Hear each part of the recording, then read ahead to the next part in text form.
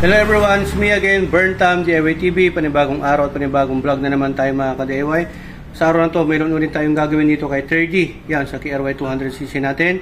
At bago natin tuloy yung video, shoutout muna natin, Andros Vlog. Paki-subscribe sa YouTube channel at paki-follow yung Facebook page niya. Shoutout din natin si Alden Richard ng Turak, San Carlos City, Pangasinan. Panagatan, yun. Makakasama natin dyan dito mga ka-DIY. So, shoutout din natin yung feeds natin.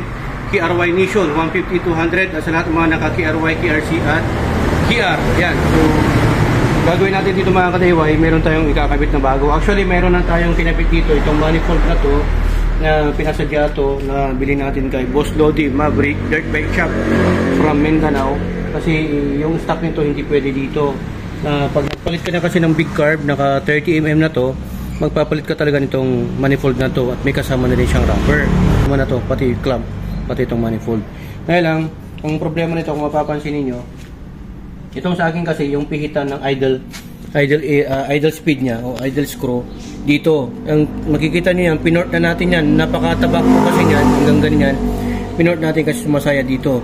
Once na nagtono ka na, pag malayo na yung biyahe mo, nagba-vibrate yan, nag-a-adjust siya mag-isa. So, pwedeng bumaba, pwedeng tumaas yung idle mo. Tsaka mahirapan mo rin yan yung dito, yung air and fuel mixture niya na pagtutunuhan mo. So ang gagawin natin, magpapalit tayo niyan. Okay? May parcel natin. Yung niya ito. Nabili natin sa Lazada. Ang nito, ang binili ko is for Reader 150 carb type. Yung mga unang Reader, carb type ko kasi noon, 150. Kasi ngayon FI na po. Computer na po ang nagpapagana. Ngayon, ang gagawin natin dito, kailangan natin i-modify ito kasi yung stand nito, ganyan po siya. Yan. Yung tornilyo dito, saktuhan lang plug and play, pero yung bolt dito, yung butas nito, mayroon siyang konting sayad. So, ito, i-port natin to para mag-adjust po siya. Para ang purpose nito, para ma-isentro natin yung carburetor. Kasi dito po, yan, sumasaya din po ito mismo. Ito, sumasaya din po yan. Nag-open din po mag-isa yan. Makita natin mamaya. Okay? So, baklasin natin. Para makita nyo mga ka-DIY, oh. Yan, oh. Grabe yung vibration nito dito sa may chassis niya. Kaya yan, oh. Kusa nag-open yan minsan. Ang gagawin natin, itatapat natin yung carburetor. Ito ang kailangan natin. Okay? Ito, para sa vacuum niya to. Kasi itong original niya, yung original manifold nito mga ka-DIY, may vacuum, ito po yung hose. So ito, sasaraduhan na lang natin to. Okay? Ito, yung tornilyo niya dati, size 8 lang naman yan. Tanggalin mo na yung tornilyo, boss. Yan, dalawang tornilyo na yan, kailangan mong tanggalin. Tapos ito, tanggalin natin to. Yan. Okay. Tapos ang kagandahan nito mga ka-DIY, rubber po ito. Hindi po kasi pwedeng metal to metal ka agad. Mainit agad yung mainitan yung carburetor natin at hihina yung performance niya.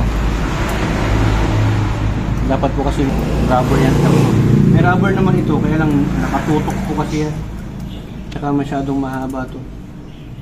Yan, pinasadya pa to. Hindi ko naman sinasabi na hindi siya okay. Mas prepared ko lang po kasing gamitin to kasi ang cost din po na isa ng carburetor, bakit ako nagpalit ito? Nag-overflow po kasi tabingi. Tabingi po kasi yung carburetor pag ito ang nakalagay. Ito, magsisentro po siya. Kaya kung mapapansin nyo, mayroon din ako dito mga manifold. Pang CG200 naman to. CG200. Yun yung Honda. Yung mga lumang Honda. So yan, pinag-experimentuhan ko po ito mga ka-DIY. Pero hindi rin umubra. Kasi tabingi din po ito. Kaya kita natin yung difference. Yung bunganga nila. Halos magkakaparehas lang din naman yung bunganga. Ang lang po kasi, yung pagkatapat. Ito, tabingi. Yung carburetor man dito. Ganyan po kasi yan. Papangga din dito. Itong isa din, ganyan po. So, ganyan po yung tabingi nila. Diba? Okay na sana itong isa, pero umumpog pa rin dito. Pero, tas tignan mo itong difference. Ganyan po yung style niya. Sino yung sentro? Diba? Sentro to, hindi ito yung carbo. Ito, tumabingi. Tumabingi din to. So, itong dalawang to, pang CG200 to. Pero kahit na pang CG200, magkaiba pa rin po sila ng style.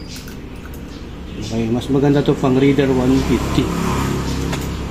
Sa butas naman, yan, para makita nyo. Ito, walang kasamang itong parang rubber dito, o o-ring. Ito, meron na siya. So, kailangan yan para mas seal dito. Yan, malapit na. Pinamay ko na. Yung kay Alden Richard lang, hindi pa tapos. Yan, no? So, ganyan po itsura niya mga ka-DIY. Yan. So, ayan mga ka-DIY, ipoport po natin to dito sa may dulo para sumakto yung sumakto yung gumuwag yung butas para sumakto yung tornilyo doon sa block. Yan. Yan, oh. Yung baba lang ang ipoport natin mga ka-DIY. Nasa Analos Vlog yung ipoport, oh. Kaway Analos Vlog. Yun. Ang puti ng gamit. Itong banda na to, paluluwagin lang natin to. Parang sa ganun, pwedeng ma-adjust natin yung pwedeng ibaba, pwedeng itaas para may adjustable siya. So ayan mga ka-DIY, tapos na po nating na-port. Nilalagyan po natin, pinapakalan po natin ng gasket para mas makapit po siya. Ito po natin mga ka-DIY. Basta ang pagkabit nito, itong para sa vacuum hose, dito yan, sa pagkanan.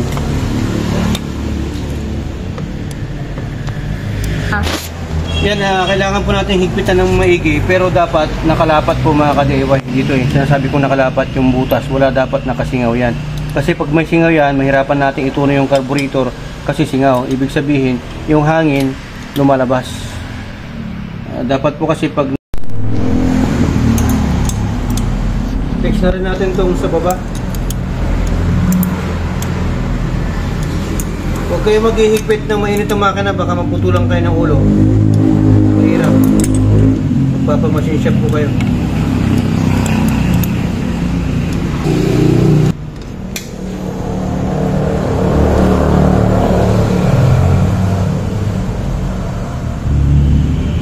Yan, pang reader po yan mga ka-DIY.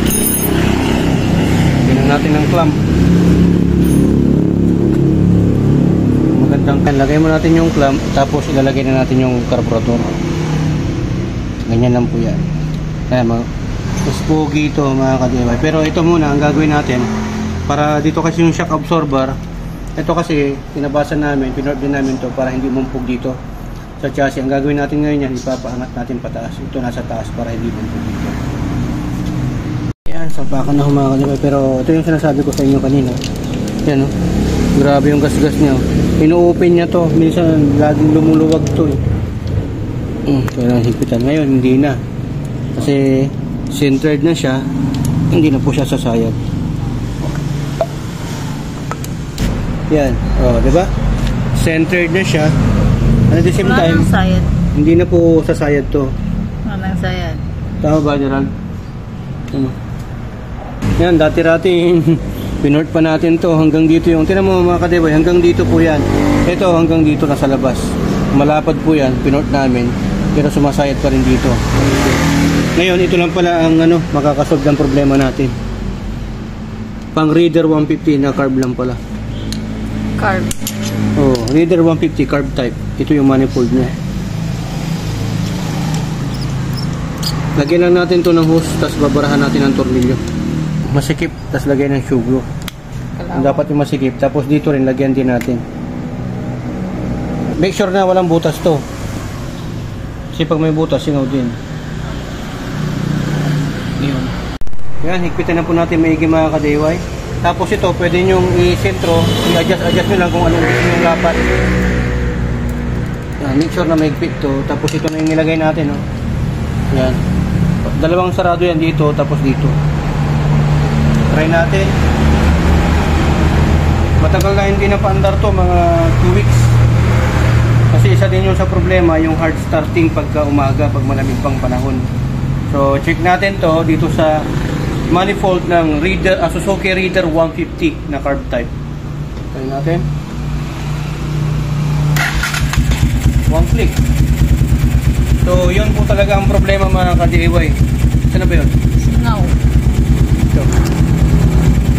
Ano po siya, may singaw po siya dito. Hindi po kasi pwedeng may singaw. Okay naman to, dapat naman po siya. Kaya lang yung carburetor tabingi.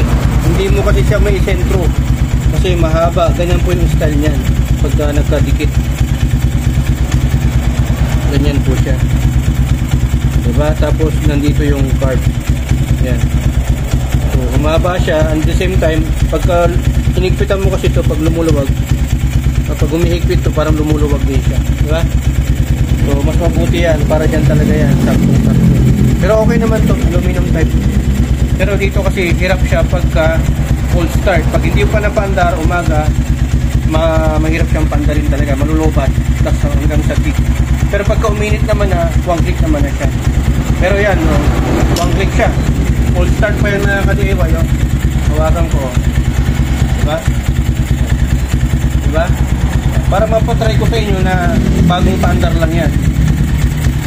Kasi pag napaandar mo na to, hindi mo na mahawakan yan, mainit na. Lalo na to, hindi mo magaganyan yan. Hitin natin. Yun. Manifold na may problema. Yan. Nakuha na natin. Okay na. So, try.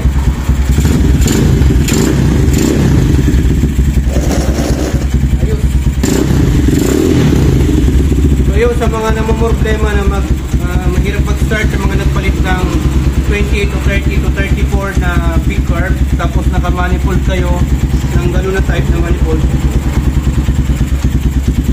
Ayan. Ano lang, try nyo na magpalit ng pang Suzuki Reader 150 carb type. Tapos, pag ayaw nyo naman, isentro nyo lang yung carburetor. Kasi ito, ano po yan, nag-overflow po ito dati, grabe yung overflow niya kasi nakatabing mayroon kasi yung floater niya, pagka dapat pagpuno na, sinasarado na nung valve, diba? Kaya lang, pagtabing yun, nakubuhos siya. So yan mga ka-DIY, hoping na may natutunan na naman po kayo sa vlog content natin sa ngayon, kung paano o ano yung pwede mong gamitin na manifold pag nag-open carb ka o nag-big carb ka dito sa KRY 200cc. Ito, pwede ito kay Boss Lodi Maverick Dirt Bike Shop. Pwede naman po ito mga ka-DIY. Makasama na pong clamp at rubber. Yan. Pwede naman po itong Suzuki Reader 150 na carb type. So, kung ano po yung gusto ninyo, sinishare ko lang po yung experience para mas ganun, mas comfortable po tayong gumamit at ma-enjoy natin yung KRY 200cc natin. Okay? So yan mga ka-DIY, lagay ko na lang po sa description below yung link na store kung saan po nabili. Basta may bag na plus po yan mga ka-DIY. Siyempre, shoutout natin Alden Richard. Siyempre, Analog Vlog. Ayan.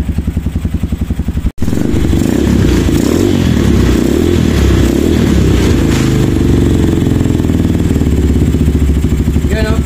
Kaya dito sa XPT, natuto ka na, nakatipid ka pa. Dito sa XPT, sharing is Sharing. Ayan, maraming salamat.